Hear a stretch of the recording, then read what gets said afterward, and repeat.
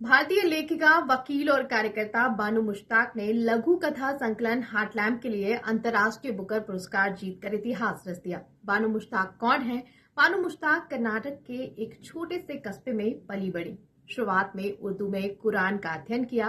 पिता ने convent school में दाखिला करवाया। यहीं से बानू मुश्ताक ने कन्नड़ भाषा की पढ़ाई की।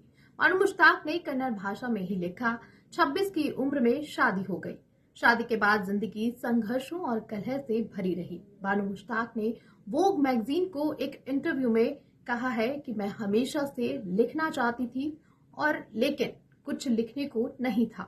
फिर लव मैरिज के बाद अचानक मुझे बुर्का पहनने को कहा गया और पूरी जिंदगी घरेलू काम में लगे रहने को भी कहा गया। 29 साल की उम्र में मैं पोस्टपार्टम डिप्रेशन से पीड़ित मां बन गई। मुश्ताक ने एक टैब्लॉइड में रिपोर्टर के तौर पर काम किया। बाद में बंदाया आंदोलन से भी जुड़ी।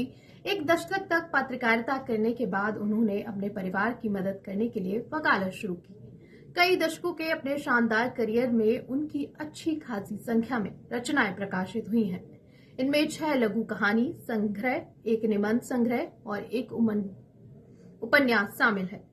द हिंदू अखबार में दिए गए साक्षात्कार में उन्होंने बताया कि कैसे साल 2000 में उन्हें धमकी भरे फोन आए थे क्योंकि उन्होंने मस्जिदों में नमाज पढ़ने के लिए महिला अधिकारों के समर्थन में अपने विचार रखे थे। उनके खिलाफ फतवा जारी किया गया। एक व्यक्ति ने उन पर चाकू से हमला करने की कोशिश भी की। हालांकि उनके पति ने उस व्यक्ति को दबोच लिया।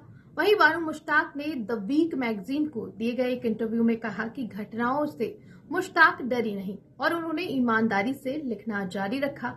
मैंने हमेशा अंधश्रद्धा वाली धार्मिक व्याख्याओं को चुनौती दी है। ये मुद्दे लेखन के केंद्र में रहे हैं।